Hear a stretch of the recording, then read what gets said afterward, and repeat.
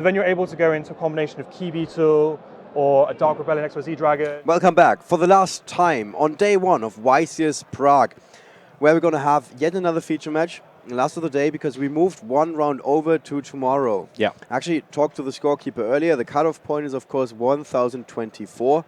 Yeah. We had less than that, not a lot less, but a few players less. And that means we're not going to play 10 rounds of 11 rounds of Swiss, but rather 10 so rounds. 7 today, 3 more tomorrow. Then the top 32 and so on. Cool. It makes sense. Yeah. For you guys, that means we don't have casual round 8. Yeah, that's a shame. It's a real loss.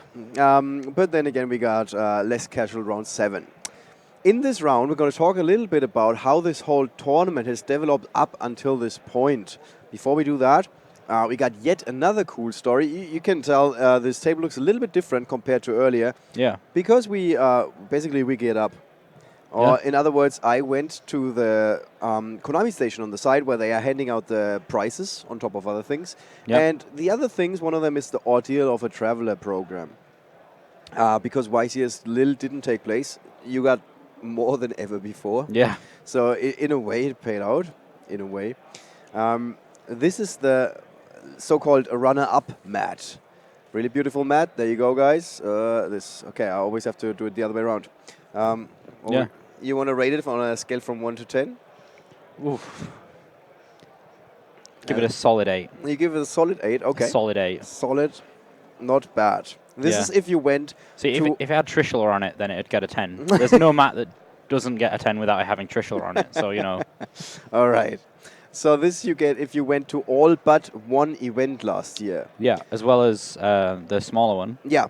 This is like the minified version. It's like a mousepad. Honestly, I think this is the coolest thing ever. It's a playmat for ants. I give this a straight up 11 out of 10. Yeah, I must say I really, really would like one of those mouse mats. Yes, and earlier we heard some insider talk from the Konami offices that said that this was slightly beating the, what was it, the extra wallet or something? Is it a passport holder? Passport holder. Yeah. And we were like, who uses a passport holder? This is really useful. You can use it for iPads, you can use it for mouse, you can use it for everything on your table. Exactly. And then here's the full-sized version. Yes. This is the very really pretty Ordeal of a Traveler main prize with Ghost Ogre and Snow Rabbit. Yeah. I really like that one too, to be honest. It is. The colors on it are absolutely fabulous. Yes. Great job, guys. You don't usually get such a vibrant mat. Like more recently, we've been getting really vibrant colored mats. It's been really nice. That's true. Yeah, they're not saving on the paint. Yeah. All right, guys, fantastic. you can pick those up at the Konami station. That's on one side inside the venue. Just have to go there. You're going to be on a list. Your name is going to be on a list, unless you're me. Yeah. I wasn't on that list. But I got video evidence that I went to all events, so they were like, okay, I'll let you off this one time. All right. That's the one story we wanted to talk about. Another thing we got is, of course, the metagame of today's event. So let's take another look at that. This is the start of the tournament. Draco, Performapal, the most dominant deck, and in hot pursuit, well, somewhat hot pursuit, 50 decks less almost, Monarch, and then another little gap, and then we got Cosmo. Those are the top 3 decks of the format.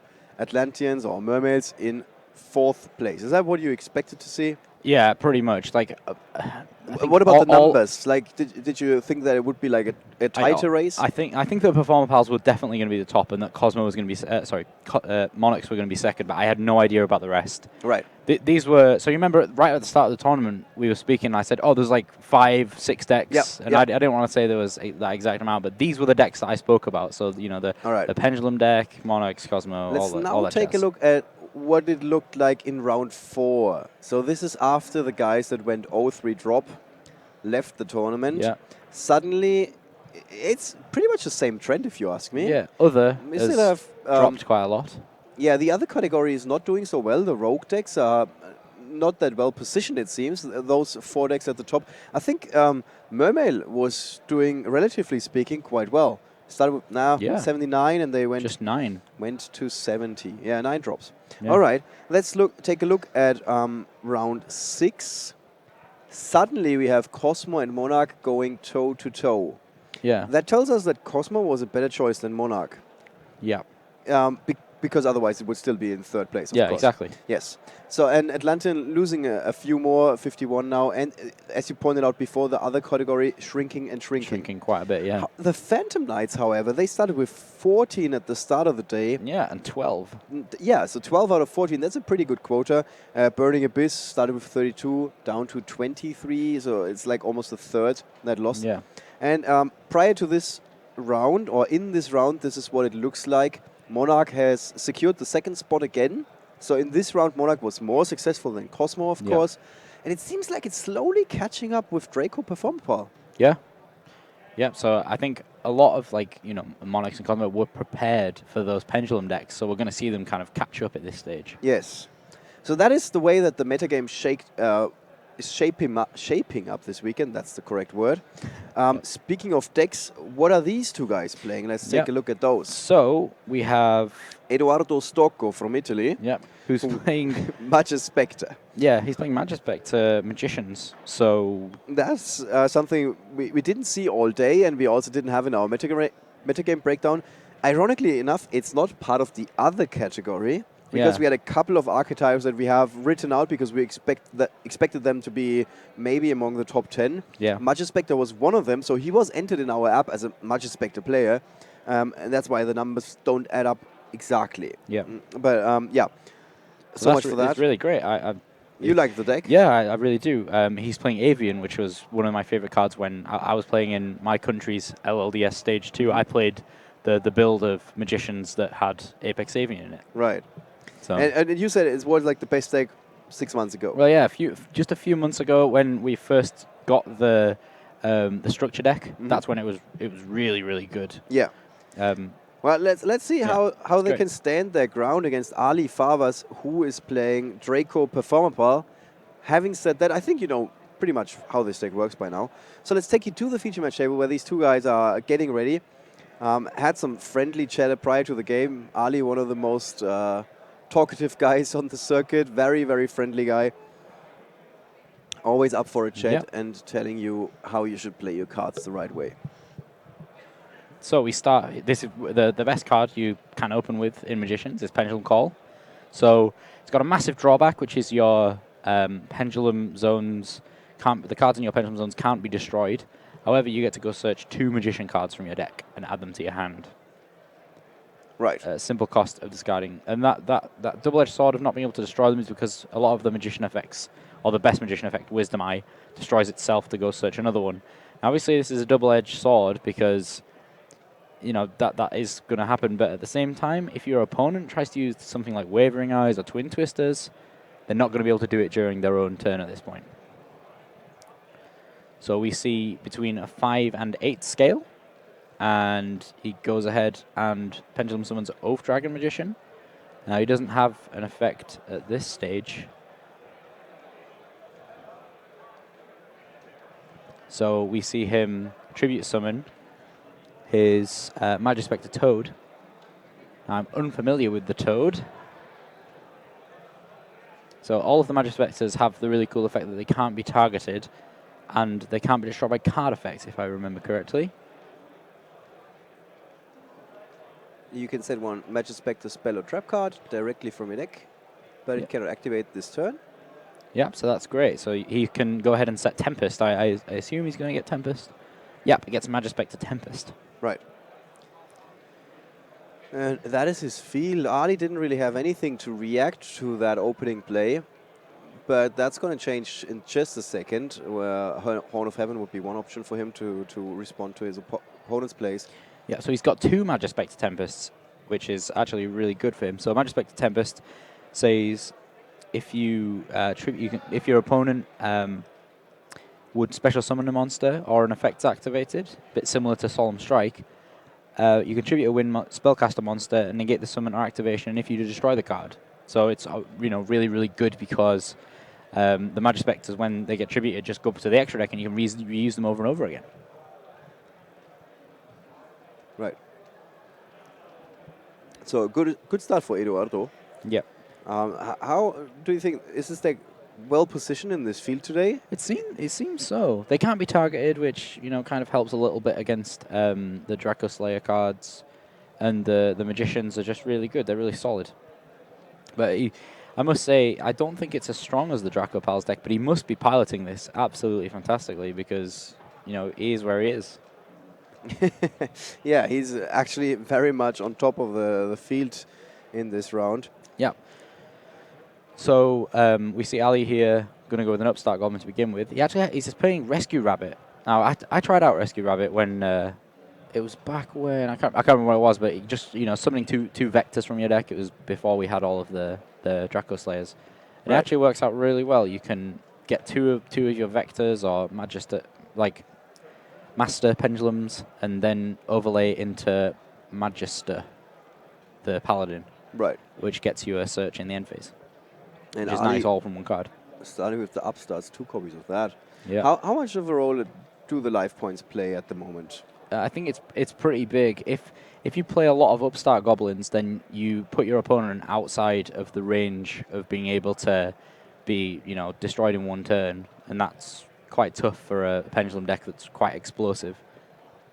So we see Guiding Ariadne being destroyed by Lusty Pendulum here, which is really important. So whenever Ariadne is destroyed, you get to go and search 3 counter traps from your deck, and then they randomly one of them randomly gets selected and added to your hand. Right. So he's probably going to pick 3 Solemn Strikes. Or 2 Solemn Strikes and a Solemn Warning. Yeah, couldn't see that third one. So he has to roll a dice. Oh, I think does he get to pick? I might just remember that effect wrong. So he got to pick. He got to pick Solemn Strike. So Solemn Strike slightly less effective than the Solemn Warning. Right.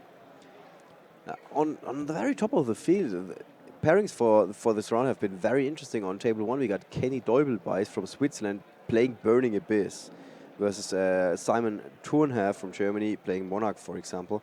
And there are a couple of interesting decks on top of the field. It's not just all Draco, Performapal, and Cosmo. Yeah. It's also a couple of Burning Abyss. Majespecter, of course. And Monarch is also still very much represented on top of the field. Yep. So here we go with the Rescue Rabbit. Now he's going to decide whether he would like to play his Majespecter Tempest now. So he's got 2 Tempests that he's going to be able to use here.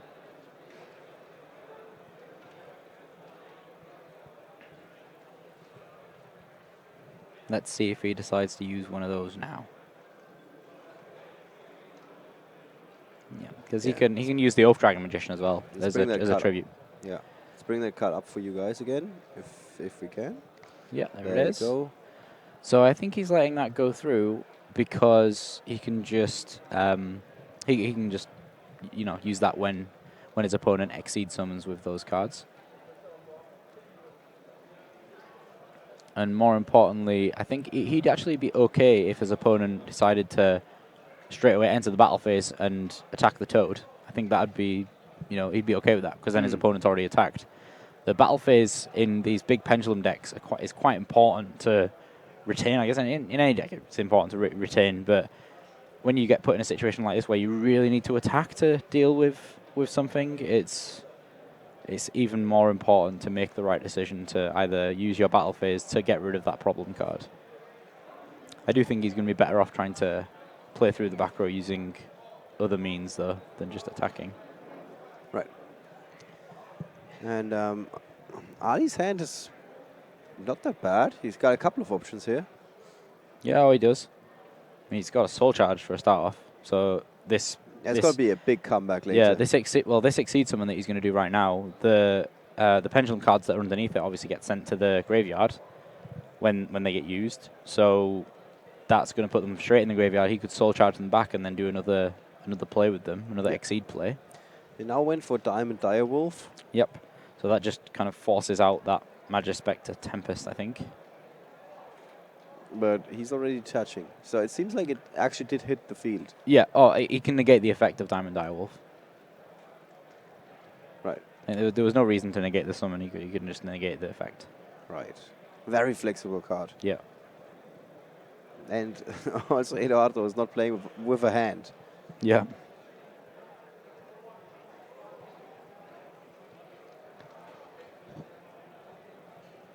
So, yeah, obviously he's going to use that there. He's going to tribute his Toad.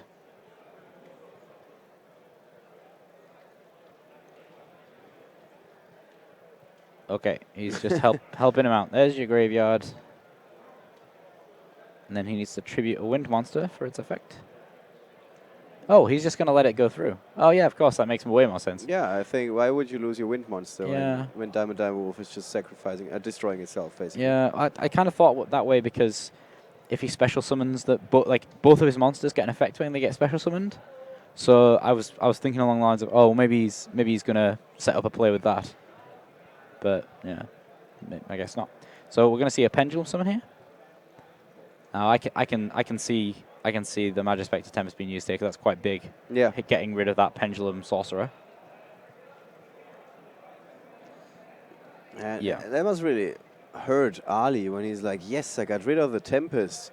Now I can go for it, and then there's a second one. Yeah. However, this is the big thing. He can now just soul charge for 4. So Ariadne is going to activate its effect again. Both of these guys are really throwing the cards on the table. They're not holding anything back. Not pulling any punches. They're going in like crazy.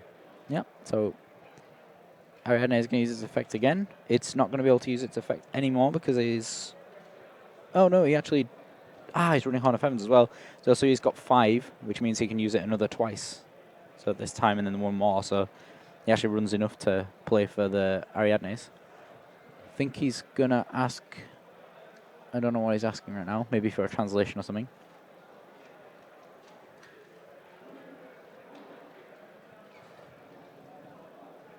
So we'll see what he decides to pick here. Yeah. Probably strike.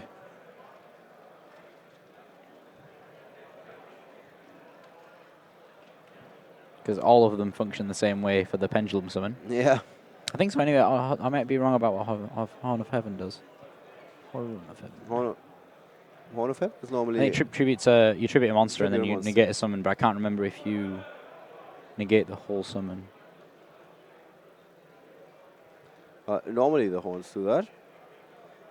And Ali now... Yeah, it's just any summon. Yeah. Yeah. I mean, it has a high enough cost. Yes, tributing a monster. Well, not in this pendulum format, because your pendulum monsters just go to the extra deck. So there here we go. a very big soul charge, bringing back 4 monsters like you pointed out before. Yep. 4,000 life points. Talk about an investment. Yeah, and there goes the pendulum sorcerer. So Edoardo must be pretty upset right now. Well, I mean, he just halved his opponent's life points indirectly. Yeah. So, but he's on paper that looks really good. Yeah, but he's not got board control right now. And the chance of his opponent leaving both of his opponents, like the chance of Ali leaving Edoardo's scales up, is slim to none. Right. Chances are rather meh. Yeah, rather meh. All right. So yeah, some searches going on. Yeah, so he got Lizard Draw and I think G-Turtle as well. I mean, who doesn't like a turtle that's a guitar? That's just cool. So he's going to go into his extra deck here. He still hasn't entered his battle phase yet, right? Correct. So that's Majespecter Paladin. So in the end phase, that's going to go and search for a pendulum monster.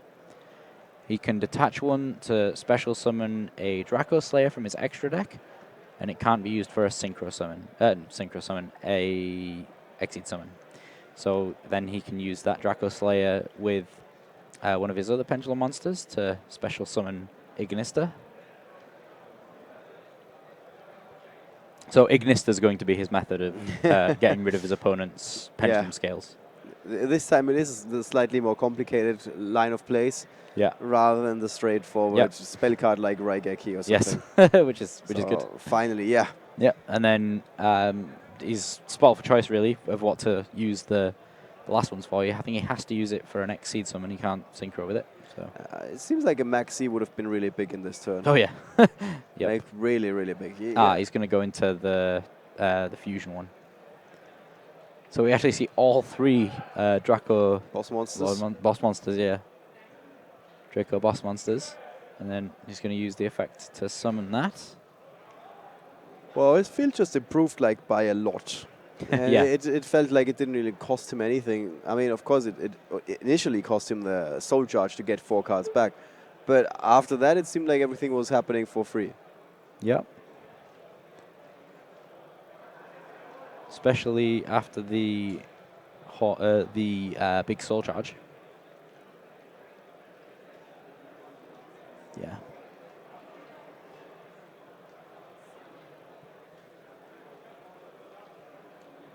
And by the looks of it, it's really like Ali Fawaz is very much in the driver's seat here. Yeah, very much so. And I'm wondering, like, is Edoardo going to be able to fight back? I mean, he's got 10,000 life, of course, but that's going to change in just a second.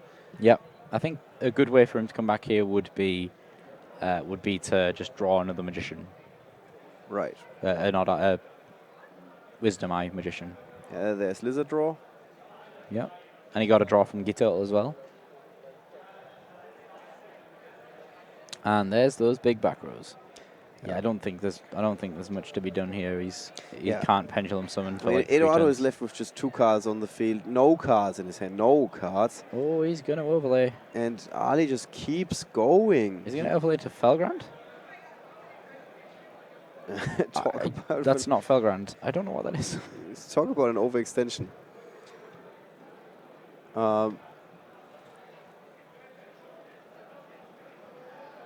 Yeah, I think we're going to have it in just a second on our app. That's obviously not Lancelot. Yeah, Lancelot. Ah, of course, yes. Dark Knight of the Underworld. And we're going to have that guy up for you as well in just a second.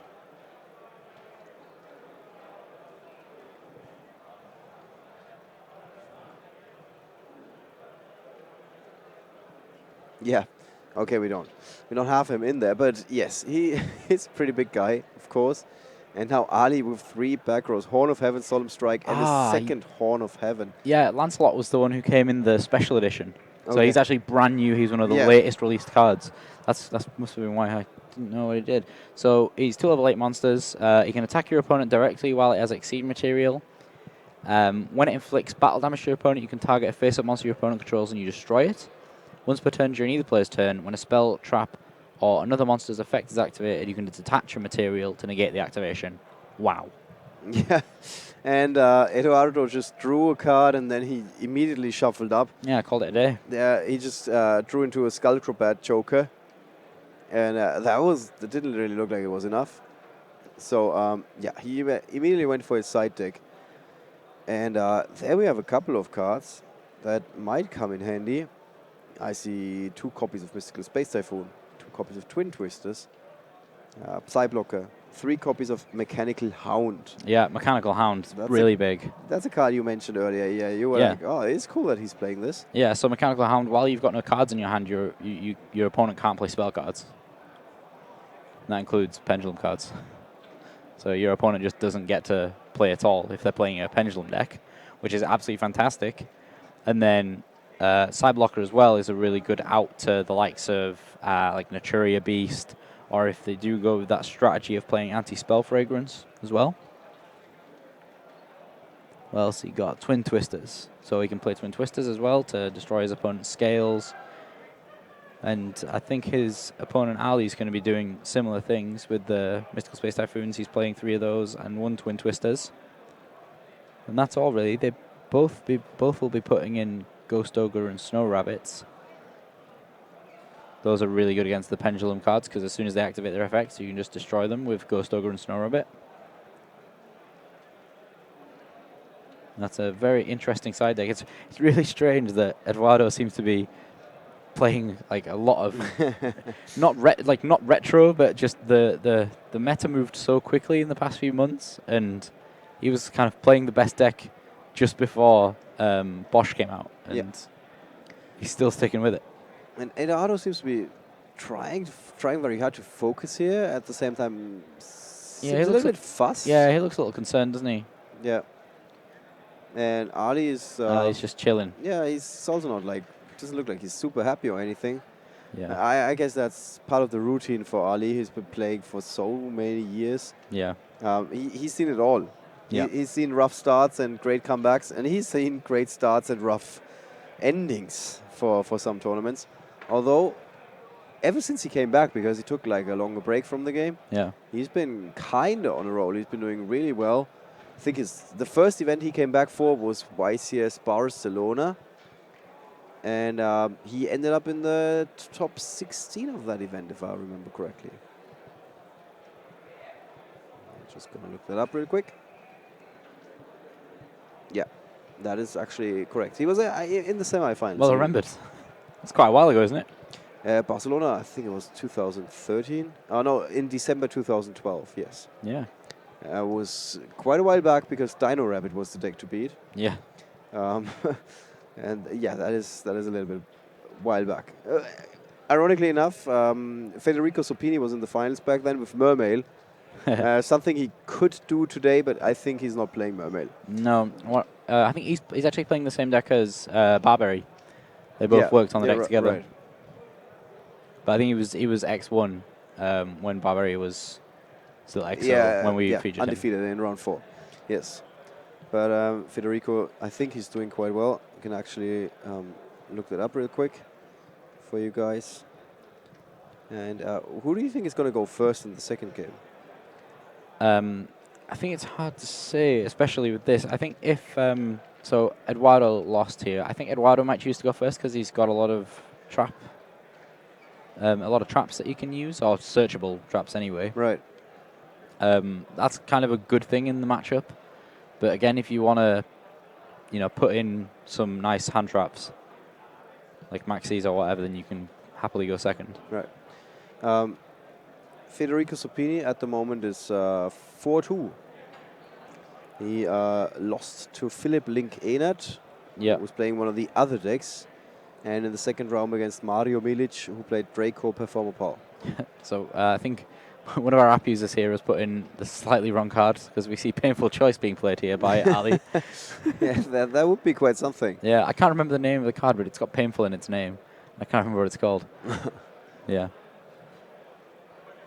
But I'm sure the chat will soon let us know. I can't remember what it's called. It's got a picture of 2 monsters on it. I can't remember.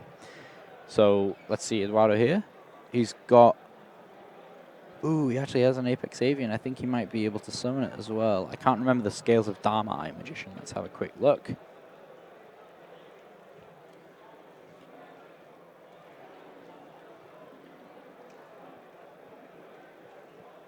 Yeah, so the Dharma Eye Magician actually wasn't played because it came out in Bosch, so it was an improvement to the deck.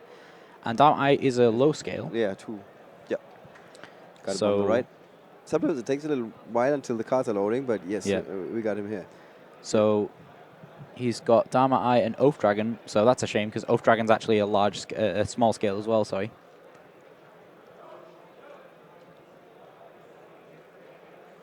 How exciting is it going to be if there's ever going to be a pendulum card that has different scales? Oh yeah, that's going to be weird. It could make all the difference, right? Yeah. Actually, Dharma Eye Magician, I didn't know what it does, to be honest. It's got an effect that's going to be really relevant here. Oh, that's okay. So that's the card, and I can't remember what its name is still. Painful Decision. That's it. Painful Decision. Yeah, very close. It's almost the same. So Painful Decision. One of the greatest artworks, by the way. Yeah. it's like, isn't it all of the Ojama trio getting eaten by a shark? Yeah, 2 of them. And the third one can decide where he's going to throw the rescue ring, basically. Yeah, the flotation. I'm not sure if that flotation device really works against the shark, to be honest. Probably not. Yeah. So, Painful Decision, he has to send a normal monster from his deck to the graveyard. And then... After he can add 1 card with the same name as that card from his deck to his hand. Yeah. He can only activate 1 per turn. Yeah, so he can send one of his normal Draco Slayer monsters. And, yeah. So, yeah, he must have had... Yeah, so I think, Kurin's a low scale as well. It'd have been okay if he'd have had 1 single large scale in his hand, Edoardo, because he would have been able to use Dharma Eye's effect to make Oath Dragon a bigger scale. The last time that somebody passed without a field in his first turn, I think there was Eugen Hyde at the European Championship, if I remember correctly. Yep. And he got OTK'd the very next turn. Yep, I remember that. So here we go. Fortunately for Edoardo, oh no, Ali does have some cards. He's got some Wavering Eyes. Nice bit of Wavering Eyes. Yeah. Big card. I've heard this a couple of times. They were like, yeah, I was going really great. Everything was going my way. And then he had Wavering Eyes. Yeah. And they just like let that statement stand in as if it explains everything, basically. Yeah. So it's got quite a few effects. Yeah. So the main ones that you're going to be able to get off the first effect when it's played, you destroy all the pendulum scales on the field. If you destroyed one, you inflict 500 damage to your opponent. Which is sometimes kind of useful. Matters. Definitely matters. If you destroyed 2, then you get to add a pendulum monster from your deck to your hand. If you destroy 3, then you get to banish a card on resolution of Wavering Eyes. On the field, yep. And if you destroy 4, then you just get to add another copy of Wavering Eyes, as well as all the other effects on the card. So you get to do all the effects up to and including the one that includes the amount of monsters you destroyed. Yes. So if you destroy 4, then it's pretty over if you manage to destroy 4.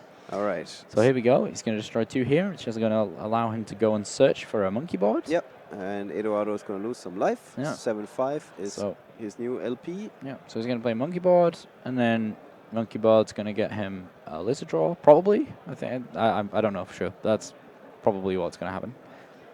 I just have Performapal Silver Claw in his hand. So that's a new addition to the deck after the adjusted list. Some people were playing it beforehand, but that's going to potentially give him a scale to use with what he's going to search for Wavering Eyes. But most likely he's going to get Monkey Board so that he gets another plus from Monkey Board. Right. Or I might be completely wrong. We'll see. Oh no, he goes for a Pendulum Wizard. So Pendulum Wizard, I'm trying to remember his scale. Oh,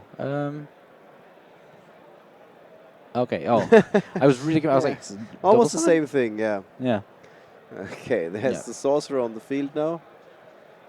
Yeah. Yeah. Just double checking everything here with the silver claw and making the other. sure everything's right. So yeah, Pendulum Wizard is a small scale, Yeah. so he can Pendulum Summon all the rest of the monsters. Oof, that is quite something. That rabbit's pretty savage right now. Yeah. Because he can just banish that and go get 2 more vectors. That's a super explosive start from Ali. Is it enough? Start, yeah. I think this might be. Oh, 9,000. I think the Twitch chat called it, and some guys were like, "Okay, this is going to be it." Yeah. Let's see if he can go for it. But it is a lot of damage here. We already got more than 4,000 damage on the field. That is before these 2 new additional monsters are hitting the field. Yeah, so they're 1850 each. Another 3.5. Yes, that is enough indeed to finish the game in spectacular fashion for Ali Fawaz. Unless, of course, Edoardo has something, but nope. Looking at his hand again, no, there's nothing waiting in his hand. Yeah. And is that enough? It is enough, yes. There you go. The second donkey is 1,000. And then he's got the Silver Claw, that's 1/8. So that's 2/8. And then he's got 3 copies of Vector Pendulum. All of them have almost 2,000, so that's almost 6,000. That should be enough.